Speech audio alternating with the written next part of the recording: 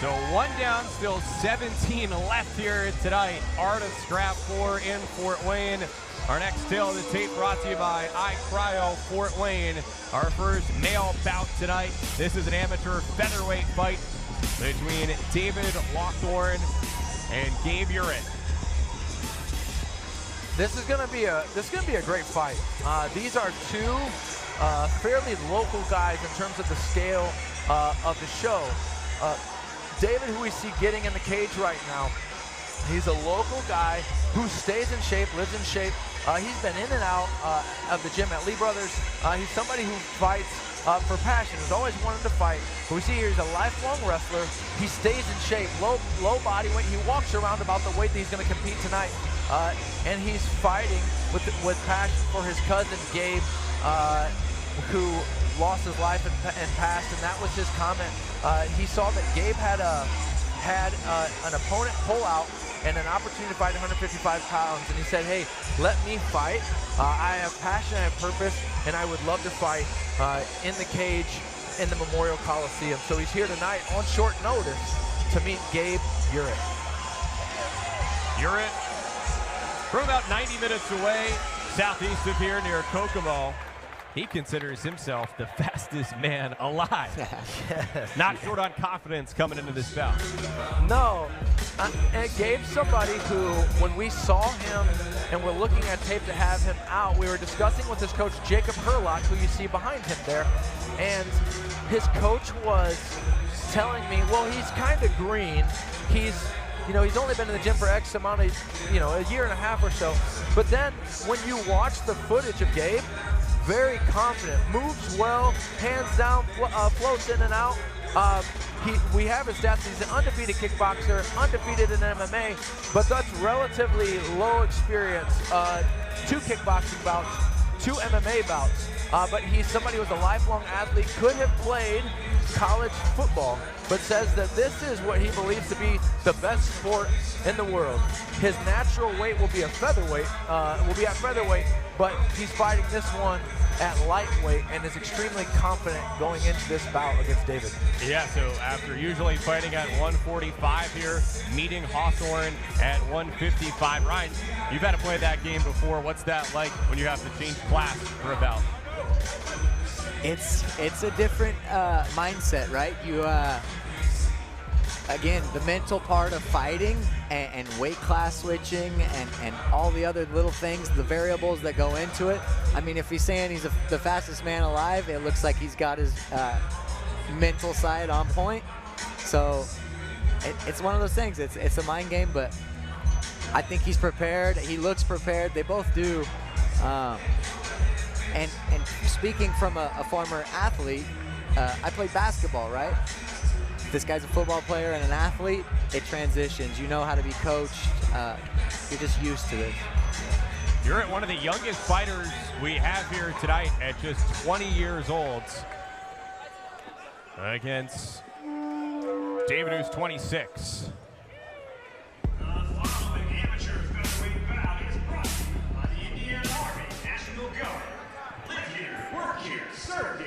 Visit our table in the lobby to learn how you can serve both your local community Coverage tonight brought to you in part by Indiana Army National Guard. Live here, work here, serve here with the Indiana Army National Guard. From Fort Wayne, David Lawhorn.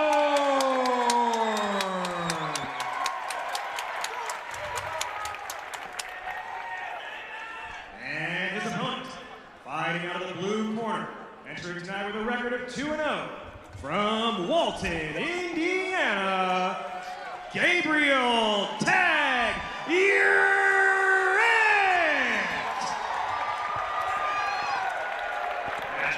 Josh Stewart.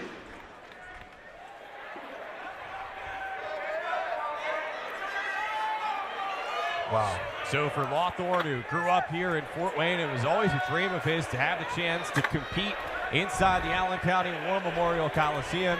Now he's living that dream. Of course, there's another part to it. It's to win here. Yes, absolutely. See immediately putting on pressure. And Gabe Eurit, who looks like one of the long-lost Paul brothers, is moving around the outside. I made that joke to him at Media Day, and he said, unfortunately, I hear that a lot. Nice. You see that the movement, and it's unique, and it's a great question mark kick entering in, slapping that right over the shoulder, but Dave is out there. Lawthorne doesn't look too slow himself. No, he's an athlete, and he stays in shape. Athlete stays in shape. The only reason he's not on a team right now is just his schedule, his work schedule, and so he stays in shape. He trains when he can, and moves around to different gyms and trains. And he's definitely game to be out here. Now this might be two of the most physically fit fighters that we'll see paired in the cage. Just happened to be a debut and a 2-0. Right, wouldn't expect that Lawthorne here is making his debut, but he is. Ooh, good knee to the body. Yeah. It's comfortable, but there's a punch there that just missed, and then the knee to the body that I know definitely got through to Lawthorne, and a good kick to from the outside by Gabe. Which we might mention that legally in Indiana, there's no knees to the head for amateurs, correct? Yes, no knees to the head for amateurs. No knees to the head, no elbows, period. But what Eurit did was he pulled the head down, made him think, and it still opened up the body shot. Yes. Halfway through this first round. Halfway through, he's loading up on those kicks. A lot of intention thrown. That one sunk in a little bit. A lot of intention on these kicks from Gabe. I don't expect David to go away. He's fighting with passion. He's in shape. He wants this one. That kick sunk in.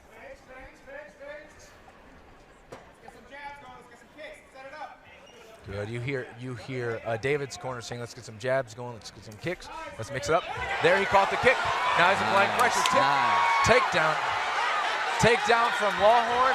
Up kicks to get up from Gabe, and he exits. Really great exchange. A lot of action. Now Gabe's putting the pressure on. Big punch from the outside.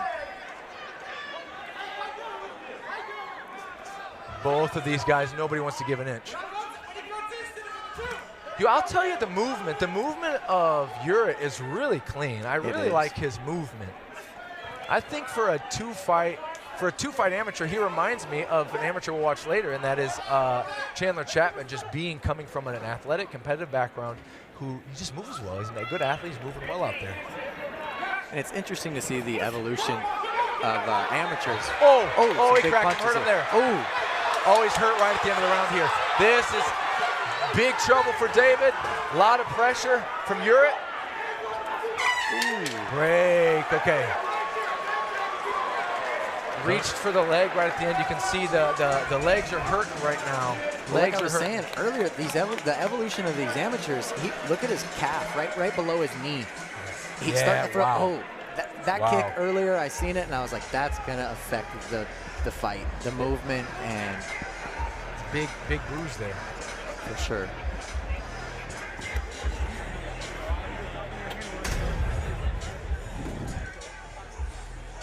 Big pursuit. Putting on the pressure in the corner. Yeah, and this was a big moment, a really big moment for Gabe. You see David looks a little bit overwhelmed right now, kind of mixing it up, a little bit lost on his feet there in that exchange. You see his corner right now, friend Luis Chacon, another one of those guys, in and out of gyms, some upside and potential, but they're just friends. He got a friend here with him tonight, cornering him, and that was a heck of a round. Look at Gabe, feeling comfortable. He waved at the camera. I mean, the scouting report on him was that he comes across very comfortable in the cage and that he's not afraid to attempt high-level attacks, and we are seeing that play out. Absolutely. Maybe a note to his coach, Jacob Herlock, that he's not so green. Tried to tell him. Good. Picking them up where they kind of started in the first round a little bit there. Good kick from the outside. A little surprised that Eurit's not putting on more straightforward pressure now because he knows he had him hurt at the end. But this must be kind of what they want to do is get the time in there and make David sort of chase and continue to do the work from the outside. Yeah, I really think he's trying to get him distracted by the low kicks, just like this. And then really open up with those punches again to hurt him when he's adjusting to the low kicks. The bruise looks bad. It does. It's an ugly bruise. He's getting his head off the center line, too, on that cross, which is really big. Big kick. going to be, right now it's going to be tough for David to get going when he wants to get going because he wants to put him on his back. But if he's just going back, the end's close. We're close here. Oh, he shot in. He's in deep on a single. Gabe did him a little bit of a favor there when he kind of rushed him. But this is dangerous. Eurit escapes. He's got to pressure if he can, but right now that leg is just so beat up. So beat up. Another kick. It's not even voluntarily that he's reaching down, right? He's just reacting to the pure pain, and now he's trying to look up and find the clock. Oh, that's it. No, sir. Taking a look close at it, but his corner saying 1 minute. Eurit unloading. I think this is it. Unloading. Now he's got a crucifix position. That arm is trapped. He doesn't want to quit. But now it's just good positioning for Gabe. A tremendous heart here by Lawthorne. He's got essentially both arms trapped here and just going to work. Good. That's it. It's done. Eurit improves to 3-0 in his career. Good stoppage. And there it is, a backflip off the cage. What an athlete. Note to Coach Herlock, he's not green. Not a backflipping either, an exclamation point as he comes into the Coliseum, Artist Scrap 4, and gets the victory. Here, look at the replay here at the finish. A good show of respect here by Gabe. Stood down. And there the passion, but it was just the end. It was a great execution on the details there. Beautiful performance. He did a backflip off the cage. You know, if he doesn't like the comparisons with Paul brothers, maybe he shouldn't do that, because I do think that I saw Logan Paul do a backflip on the Disney Channel one time. And for Eurit, again, this was a situation where he came to meet Lawthorne at 155, typically fighting at 145. So a promising career for the 20-year-old launching here in the Summit City. Wow. Very impressive performance. Your heart goes out to Lawhorn. He came out here to perform on short notice. Yes, Gabe normally fights at 145, but you can see in the cage tonight, I do believe that Gabe walks around a little heavier actually than David. Both these guys could meet at featherweight. But it's an unfortunate start for David, but this isn't the end for him. He'll bounce back. Yeah, well, a debut on short notice, and it's going to take a lot away from this and learn from it, and could see him at a future Art of Scrap or bouts elsewhere. No questions asked. Presenting your winner in the second round via strikes, Gabriel Tag Eurit!